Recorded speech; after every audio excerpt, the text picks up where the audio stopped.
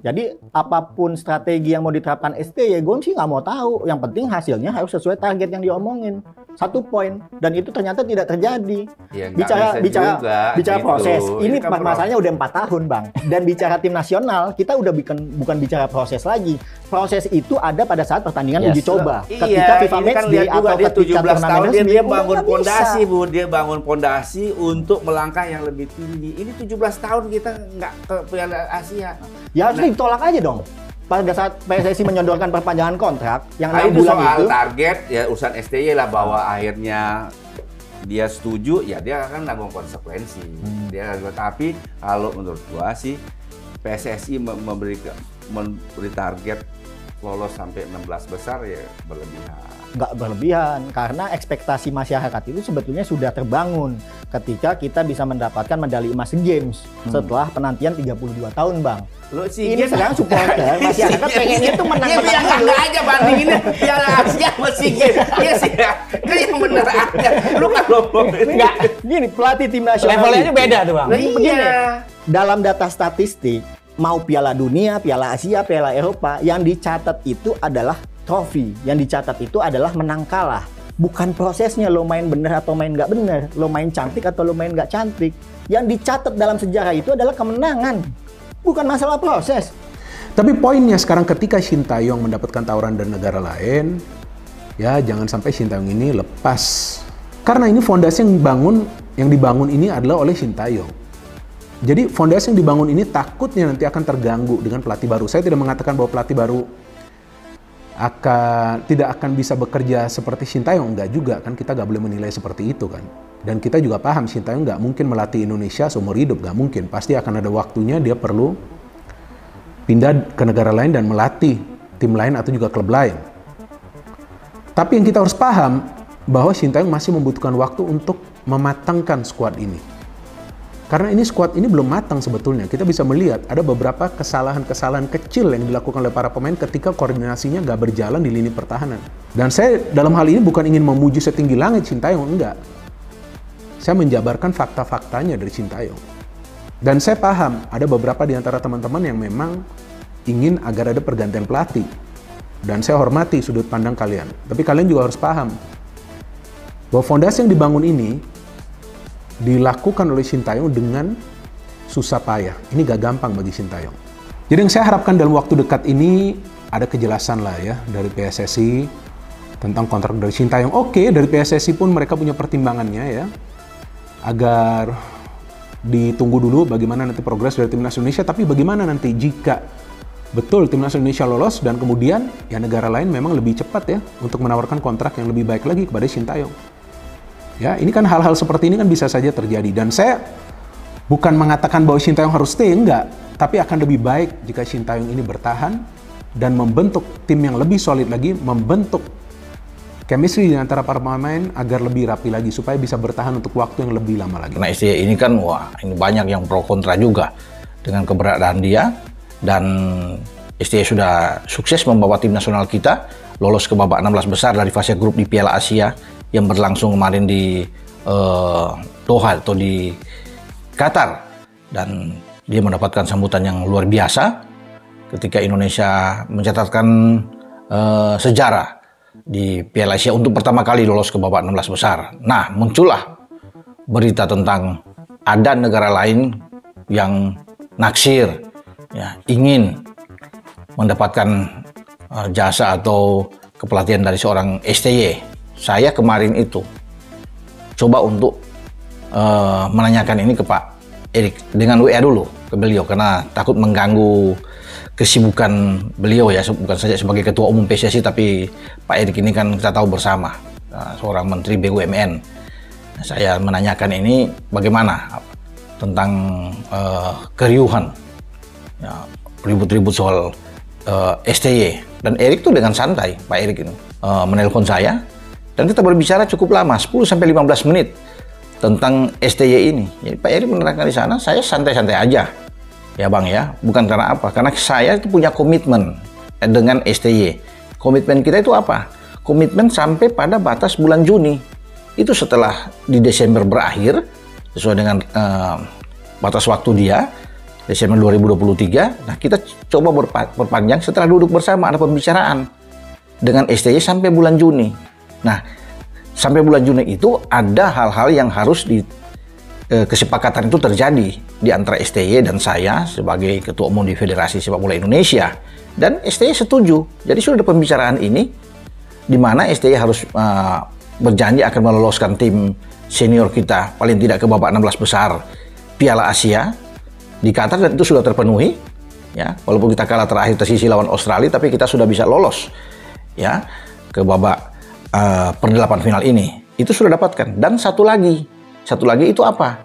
Ya, di U23 nantinya Piala Asia yang juga akan berlangsung di Qatar 15 April sampai 3 Mei yang akan datang, itu STY ingin membawa tim ini keluar dari fase grup. Kalau hanya ada 16 tim, berarti ada 8 besar di sana. Dan itu sudah terjadi kesepakatan di antara Pak Eri dan STY. Jadi STY sudah menyanggupi itu.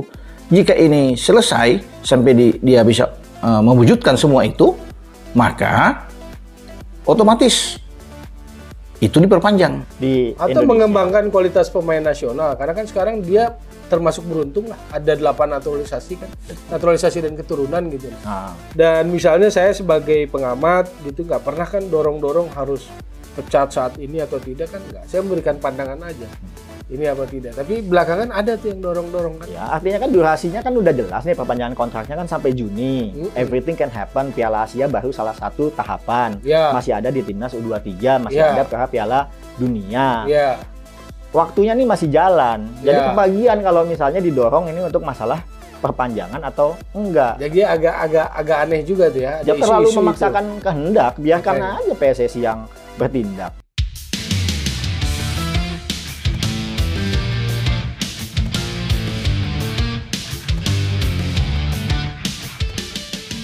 Netizen desak PSSI perpanjang kontrak STY di Timnas Indonesia.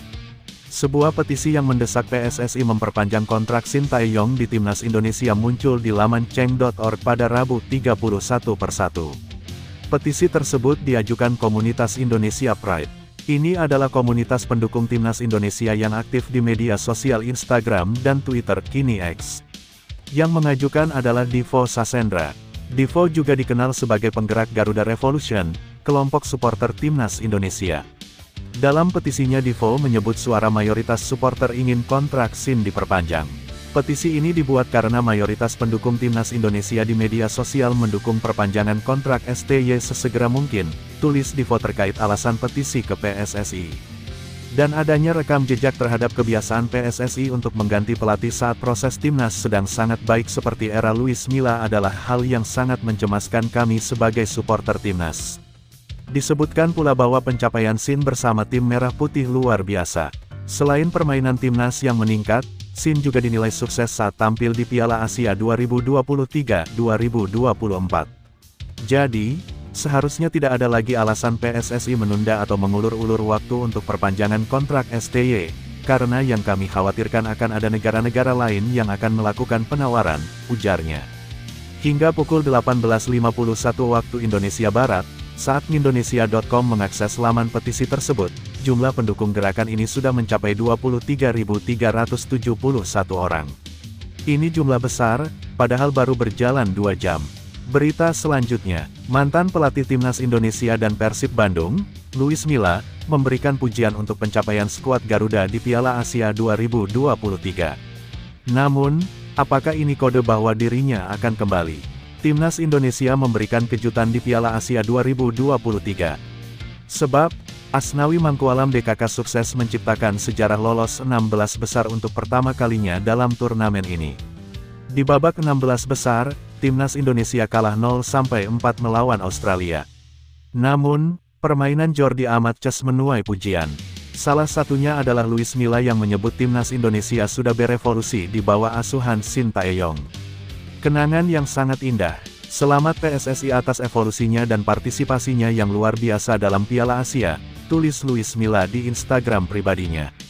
Namun, ucapan tersebut justru membuat netizen curiga. Pelatih asal Spanyol ini bisa jadi alternatif pengganti Sintayong yang kontraknya belum diperpanjang. Bau-bau gak diperpanjang sama PSSI, ya Coach Luis Milla solusinya, komentar netizen. Kalau yang ganti STY Luis Milla lagi gak masalah dah, tinggal lanjutin aja, seru warganet lain. Tiba-tiba pos kayak gini buat apa? Tumben amat, tanya netizen. Luis Milla kini memang tengah menganggur. Ia terakhir kali menangani Persib Bandung pada tanggal 22 Agustus tahun 2022 hingga tanggal 15 Juli tahun 2023. PSSI telah menggelar rapat Komite Eksekutif (Exco). Di dalam rapat tersebut turut dibahas mengenai masa depan Shin Tae-yong sebagai pelatih timnas Indonesia. Kontrak juru taktik asal Korea Selatan itu akan berakhir pada Juni tahun 2024. Tanda tanya bermunculan terkait kemungkinan PSSI melakukan perpanjangan kontraknya. Wakil Ketua Umum PSSI, Zainuddin Amali mengatakan, keputusan untuk perpanjangan kontrak Shin Tae-yong menjadi pelatih timnas Indonesia sudah diputuskan dalam rapat Exco. Mereka semua sepakat untuk menyerahkan keputusan itu sepenuhnya kepada Erick Thohir selaku Ketua Umum. Beberapa hari lalu rapat Exco, kami bersepakat menyerahkan ke Ketum biar beliau yang memutuskan seperti apa kepelatihan di timnas senior dan U23. Silahkan Ketum ambil keputusan, kata Amali saat ditemui di Jakarta, Rabu malam WIB tanggal 24 Januari tahun 2024. Andai pun nantinya Shin Tae-yong tidak diperpanjang kontraknya, Exco PSSI bersepakat menyerahkan sepenuhnya penunjukan pelatih pengganti kepada Erick Thohir. Beberapa waktu lalu, Erick Thohir ditanya mengenai perpanjangan kontrak Shin Tae-yong. Dikatakan olehnya, semua itu tergantung dari performa skuad Garuda di Piala Asia 2023 dan Piala Asia U23 2024. Jika dalam evaluasi perjalanan tim nasional di dua kejuaraan itu memuaskan, tidak tertutup kemungkinan perpanjangan kontrak hingga 2027 akan diberikan. Sejauh ini, komunikasi Erick dengan Shin Tae-yong juga berjalan dengan baik. Kedua belah pihak saling menghargai, dan PSSI selalu berupaya untuk memenuhi kebutuhan timnas Indonesia. Kita saling menghargai. Saya sama Coach STY berkomunikasi baik. Saya dukung. Kemarin ada minta tambahan bas, saya bantu. Minta tambahan dokter, saya bantu. Saya dukung pasti, tuturnya. Selanjutnya, detik-detik blunder Jordi Amat hingga timnas Indonesia dihajar Jepang. Jordi Amat membuat kesalahan krusial selama pertandingan melawan Jepang, yang berdampak pada perjalanan timnas Indonesia menuju fase 16 besar Piala Asia 2023 menjadi semakin sulit. Dalam laga penutup grup D yang berlangsung di Stadion Al Thumama, Doha, Qatar, pada Rabu, 24/1, malam WIB, Indonesia menyerah 1-3 di tangan Jepang. Sebelum pertandingan dimulai, skuad Garuda berkomitmen untuk memberikan kejutan. Pelatih Shin Tae-yong memotivasi para pemainnya untuk tampil dengan semangat penuh dan tanpa rasa takut menghadapi Jepang. Sayangnya, mimpi Indonesia untuk mencuri poin terganggu oleh beberapa kesalahan dalam lapangan, salah satunya berasal dari Jordi Amat pada menit-menit awal pertandingan. Sebagai kapten, Amat melakukan pelanggaran terhadap Ayase Ueda di area kotak penalti, menariknya hingga terjatuh. Blunder yang seharusnya bisa dihindari, mengingat Ueda berada dalam posisi membelakangi Amat. Namun, kesalahan perhitungan terjadi, dan wasit setelah melalui proses VAR menunjuk titik putih. Ueda berhasil mengonversi penalti tersebut, membuat negeri matahari terbit unggul 1-0 pada menit ke-6. Kekalahan tampak tak terhindarkan, dengan Indonesia bertahan sepanjang sesi pertama karena dominasi Jepang. Untungnya, negeri matahari terbit gagal menambah keunggulan hingga akhir putaran pertama. Di putaran kedua, Indonesia berjuang keras untuk keluar dari tekanan. Pertahanan yang disiplin memutus dominasi penguasaan bola Jepang. Meskipun demikian, serangan balik dari Marcelino Ferdinand dan kawan-kawan seringkali terhambat oleh ketidakakuratan umpan. Jepang berhasil memperlebar keunggulan pada menit ke-52 melalui Ueda dan gol bunuh diri Justin Hubner pada menit ke-88. Meski Indonesia berhasil mencetak gol melalui Sandy Walsh pada masa injury time, skor akhir tetap menunjukkan kekalahan 1-3. Dengan hasil ini, Indonesia menempati peringkat ketiga dalam klasemen grup D dengan 3 poin. Sementara itu, Jepang meraih tempat kedua dengan 6 poin. Irak menjadi pemuncak klasemen setelah menang 3-2 atas Vietnam dalam pertandingan terakhir.